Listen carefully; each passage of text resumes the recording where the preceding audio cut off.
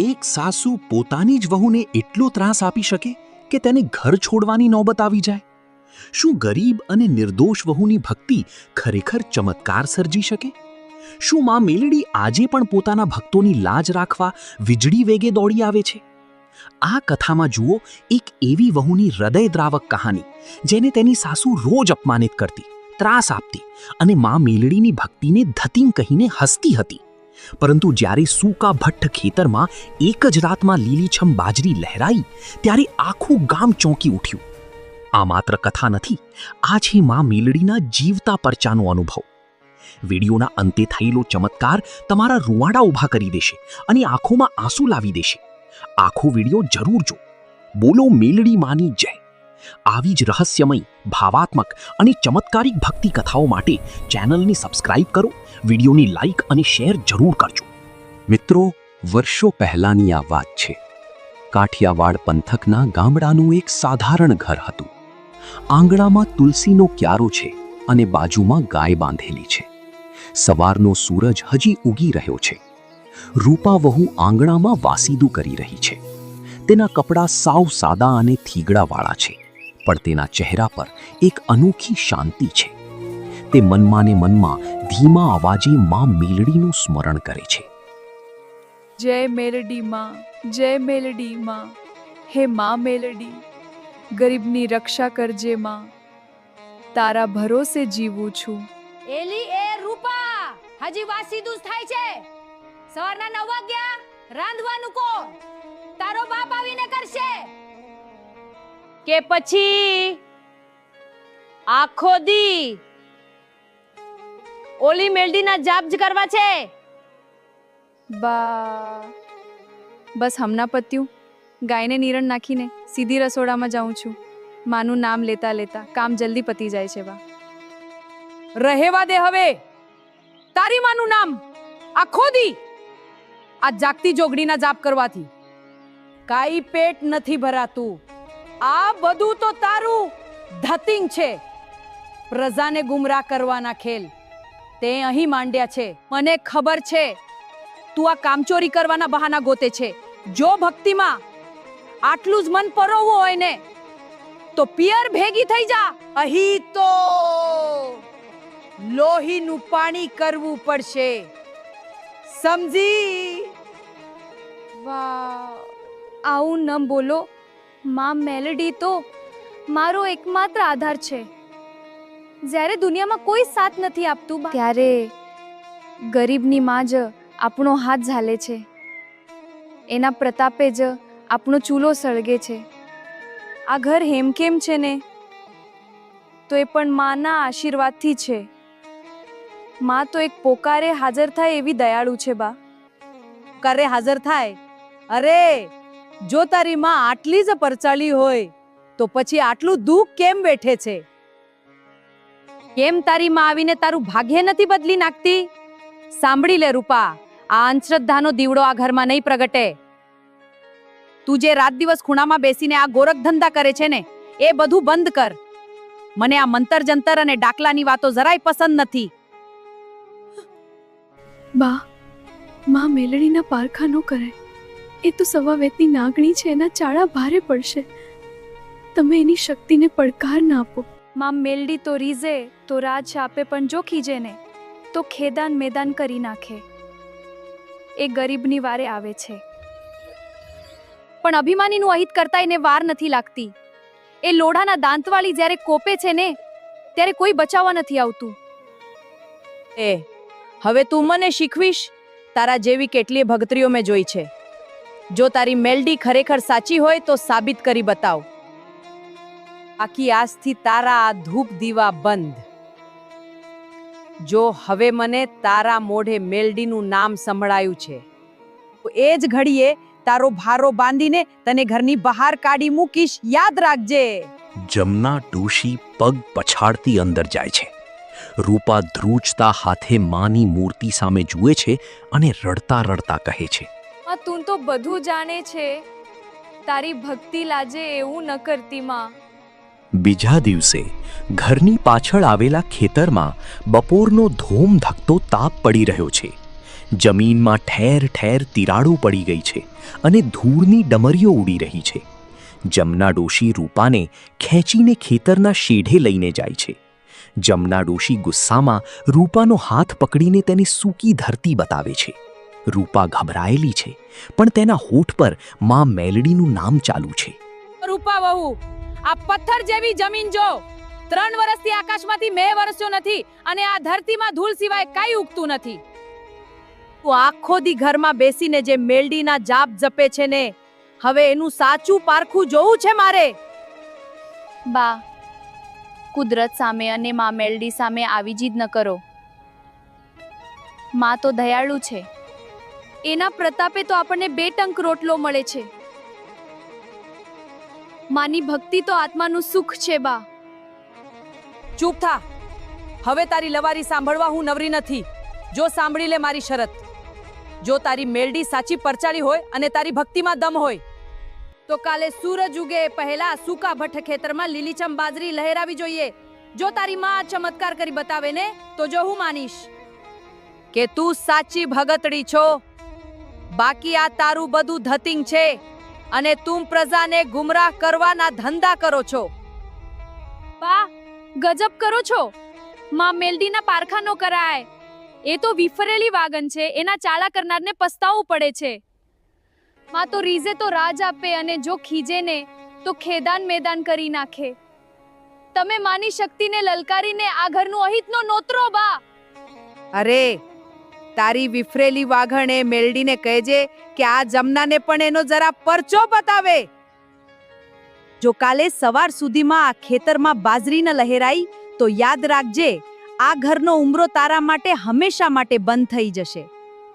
અરે, તારો ભારો બાંધીને આ આંગણું છોડી દેવું પડશે. કાં તો તારી માની શક્તિ સાબિત કર. નહીંતર તારા આ ધતિંગના ગોરખ ધંધા બંધ કરીને આ ગામમાંથી નીકળી જા. બા, માં મેલડી તો ગરીબની રક્ષા કરવા વાળી છે. તમે એની કસોટી કરીને એનું અપમાન કરો છો. પણ જો તમારી જીત જ આવી હોય તો હવે જેવી મારી મેલડીની મરજી. એ તો વીજળી વેગે આવે છે અને વીજળી વેગે અલોપ થઈ જાય છે. એ મારી લાજ જરૂર રાખશે.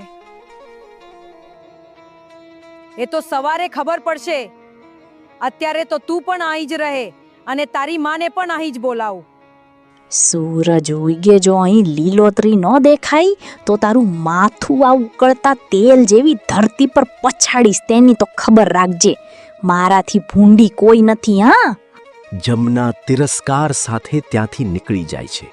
રૂપા ધ્રુસકે ને ધ્રુસકે રડતી ખેતરની વચમાં બેસી જાય છે અને માં મેલડીને પોકારવાનું શરૂ કરે છે. એમ કરતા કરતા મધ્યરાત્રિનો સમય થઈ જાય છે. આકાશમાં કાળા ડિબાંગ વાદળો છવાયેલા છે અને પવનના સૂસવાટા ડર પેદા કરી રહ્યા છે. ખેતરની વચ્ચોવચ રૂપા એકલી બેસીને રડી રહી છે અને માના જાપ કરી રહી છે. હે માં મેલડી, હે ઉગતા પોરની દેવી, હે લોઢાના દાંતવાળી માં, આજે તારા આ અબળા છોરુડાની ભક્તિ લાજે છે માં. મેં ક્યારેય કોઈનું ખોટું વિચાર્યું નથી, કોઈનું ખરાબ કર્યું નથી. છતાં આજે મારા સતની કસોટી થઈ રહી છે. મારા પારખા લેવાય છે માં. ગામ આખું મને મેણા મારે છે અને સાસુમાં મને ઘરની બહાર કાઢવા બેઠા છે.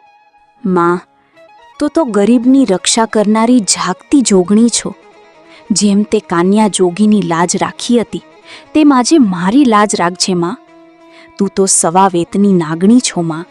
તારો કોઈ પરચો બતાવ કે આ સૂકી ધરતીમાં હરિયાળી લહેરાય. જો સવારે અહીં બાજરી નહીં હોય તો મારે આ જગત છોડવું પડશે માં. અચાનક વાતાવરણ બદલાય છે. પવન શાંત થઈ જાય છે અને ખેતરની મધ્યમાં એક તેજસ્વી પ્રકાશપુંજ દેખાય છે. એ તેજમાંથી એક ગંભીર અને મમતાભર્યો અવાજ ગુંજી ઉઠે છે.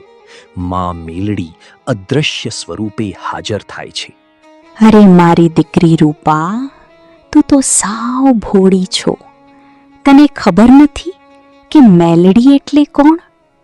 મેલડી એટલે કંઠેરનું ઝાડું જે એક પોકારે હાજર થાય. તારા આંસુ તો મારા કાને અથડાયા છે અને તારો પોકાર મારા કાળજામાં વાગ્યો છે. આ દુનિયામાં જેનું કોઈ નથી ને એની હારે હું મેલડી હંમેશા બેઠી છું. માં, શું તું ખરેખર આવી છો? માં, આ પાપી દુનિયા મને જીવવા નથી દેતી. દીકરા, ગભરાઈશ નહીં. તે તારું સર્વસ્વ મને સોંપ્યું છે ને, તો હવે તારી ચિંતા મારી છે. તારા આંસુ એ તો મારું નૈવેદ્ય છે. તે જે શ્રદ્ધાથી મને યાદ કરી છે એ વ્યર્થ નહીં જાય. જા દીકરી, ઘરે જઈને સૂઈ જા. તારો વાળ પણ વાંકો નહીં થાય. સવારે જ્યારે સૂરજ ઉગશે ત્યારે આખી દુનિયા જોતી રહી જશે કે મેલડીના ભરોસે બેઠેલાનું કોઈ દી અહિત નથી થતું. માં, મારા પર દયા કરજે. મારા સાસુમાનું અભિમાન ઓગાળી દેજે માં. દીકરી, મેં બાદશાહના અભિમાન ઓગાળ્યા છે તો આ તો પામર મનક છે. સવારે આ ખેતરમાં મારી કૃપાથી લીલી છમ બાજરી લહેરાશે. હવે તું છાની રહી જા અને મારા પર ભરોસો રાખ. બોલ દીકરી, જય માં મેલડી. ધીમે ધીમે તેજ ઓગળી જાય છે અને રૂપાના ચહેરા પર એક અનોખો વિશ્વાસ અને શાંતિ છવાઈ જાય છે. તે મંદિર તરફ જોઈને નમસ્કાર કરે છે અને ઊભી થાય છે. બીજા દિવસે વહેલી સવારનો સમય છે. પૂર્વ દિશામાં સૂરજની પહેલી કિરણ ફૂટી રહી છે. આખું ખેતર રાતોરાત બદલાઈ ગયું છે. સાસુ જમના ઉતાવળા પગલે ખેતર તરફ આવે છે. તેના મનમાં એમ છે કે રૂપા હારી ગઈ હશે અને આજે તેને ઘરની બહાર કાઢવાનો મોકો મળશે. પરંતુ ખેતરના શેઢે પહોંચતા જ તેના પગ થંભી જાય છે. ગઈકાલની સૂકી ભઠ્ઠ અને તિરાડોવાળી ધરતી પર આજે ગરદન ઊંચી કરીને લીલી છમ બાજરી લહેરાઈ રહી છે. આ હું ભાળું છું? આ કોઈ સપનું છે કે ભ્રમ? કાલ હાંજ સુધી તો અહીં ધૂળ ઉડતી હતી ને અત્યારે આખી સીમમાં ક્યાંય ન હોય એવી લીલીછમ બાજરી. આટલી રાતમાં અશક્ય કાર્ય કેવી રીતે થયું? શું આ કોઈ જાદુ છે કે તારું નવું કોઈ ધતિંગ છે રૂપા? રૂપા ખેતરની વચ્ચે હાથ જોડીને ઊભી છે. તેના ચહેરા પર દૈવી તેજ અને આંખોમાં હર્ષના આંસુ છે. ના બા, આ કોઈ જાદુ નથી કે કોઈ ગોરખધંધા નથી. આ તો મારી માં મેલડીના પરચા છે. તમે જેને ધતિંગ કહીને હસી કાઢતા હતા ને એ જ માએ આજે આ ગરીબ દીકરીની લાજ રાખી છે. માએ દયા કરીને આપણું સૂકું ખેતર ભંડારથી ભરી દીધું છે. રૂપા, એક રાતમાં મોલ કેવી રીતે ઉગે? કોઈ માણસ આ ન કરી શકે. સાચું કહ્યું બા, માણસ ન કરી શકે, પણ માં તો જાગતી જોગણી છે. મારો ઉગતો સૂરજ છે. એ તો વીજળી વેગે આવે છે અને વીજળી વેગે અલોપ થઈ જાય છે. માએ રાત્રે મને દર્શન દીધા અને કીધું કે દીકરી, તારો વાળ પણ વાંકો નહીં થાય. બા, તમે તો માના પારખા લેવા નીકળ્યા હતા, પણ માએ તો તમારી કઠોર શરતને પણ વહાલથી પૂરી કરી દીધી. આ છે મારી લોઢાના દાંતવાળી મેલડીની શક્તિ. મેં તો માને મેણા માર્યા હતા, એની ભક્તિની મજાક ઉડાવી હતી.